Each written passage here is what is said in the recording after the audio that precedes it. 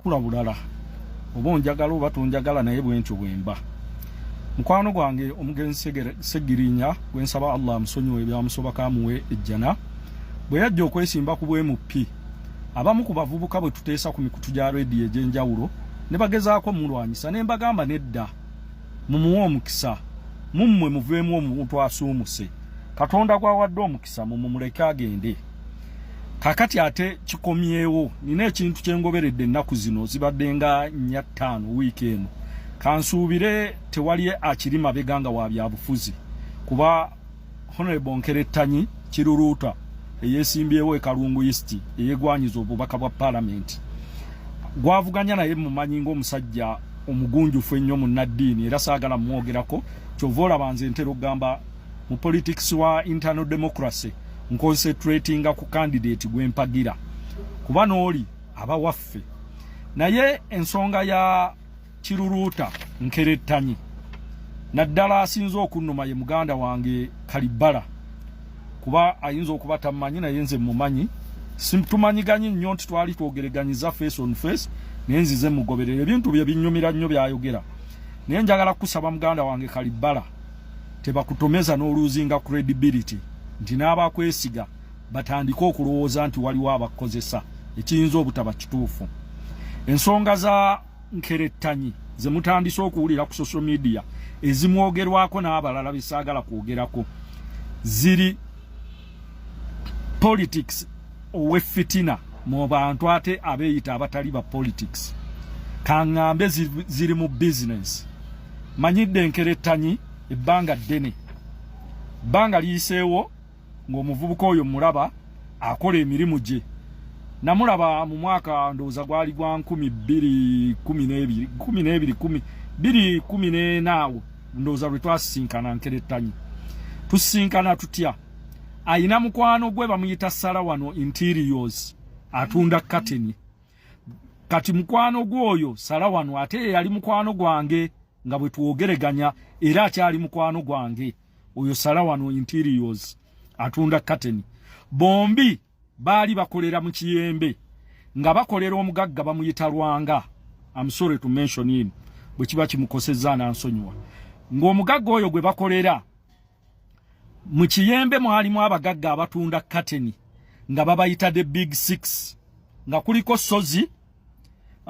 nga kuliko Curtain World nga kuliko omukyalo baba amuyitanga Lydia nga kuliko Sula ne Lwanga nga kuliko n'abalala beneerabidde kati ba big six abo baali mu business ya kateni mu Kiyembe bagikwata ng'etambulira mu mikono gyabwe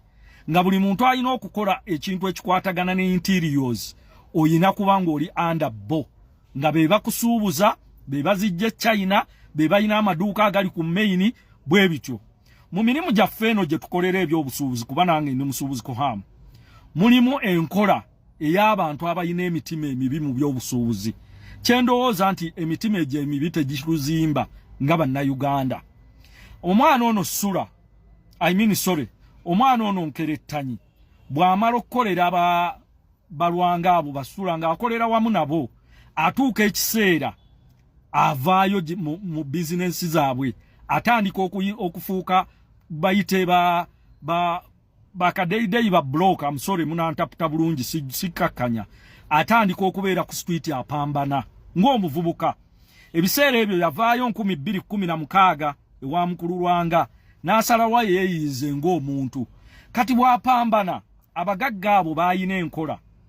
okuli Sula ne Lwanga nga bba enkola yaabwe kya butonde mu butonde bwaffe mulimu abantu abatondebwa nga ye tayagala kuvuganyizibwa ayagala bw'abeera mu bizinesi yagikola ki yagibeeramu alhamdulillah numwa nnyo bwe ndaba omugagga Sula oyo ayamba bamashekhe bangi abagenda ewuwe n'abawa ku riziki n'abasaddaakira musajja asaddaaka naye simanyi lwaki yafuna akasajja ng'omwana ono Nkerettanyi Mungu amusituddemu eddaala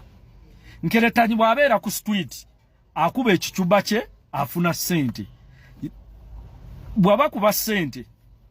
bafuna ssente batandika okukola ebyabwe ne Sarawano oli gwe mbagambye bagaggawala mu nkola ey'ekivubuka feno gye tukolera ulaba abantu bakyuse kuba tubiraba nnyeno emirimu gyaffe gye tukolera ki gye tukolera. Njagala mutegeera olutalo oluteereddwa ku Nkerettanyi nti omu ku bagagga abamulwanyisa Ssula mugagga nnyo nga gye nkomeza, era Nkerettanyi tasobola kuwangula lutalo luno ku media okuleka ng'afunye justice okuva mu ffe abamumanyi n'abamanyi Ssula. Era abo bonna mulowooza betulowooza nti oba Ssula yabaguze oba yakoze atya, Nkerettanyi tasobola bbawa sente zibamatiza kusinga za Ssula. Wabula nze nvuddeyo mu bwerufu njogere ensonga zino. Omwana Nkerettanyi bw'afuna sente, omu ku ba big six bano ba Ssula balaba nti agenda kubabuusa. Bayina enkola mu Kateni gye baakolanga nga ba Ssula bwe bagenda e China tebaagala kulagirira muntu we basuubula. Eyo enkola eri mu by'obusuubuzi eno gye tuli. Tyoli bwaziga awali bizinesi eya layisi tayagala kubuulira gwe neyibawe oba bwe mukola emirimu gwe gumu. Muli abaalowooza nti ojja gaggawala nnyo, nze sikiyina. Abamanyi gye nkolera bakimanyi ti bwe nfuna emmaali mbagambirawo nti sisobola gigula yonna, mujje tugigule ffenna tugikole ki tugimaleyo. Kati Nkerettanyi Mungu amusitula eddaala agende China atandika okuleeta curtains.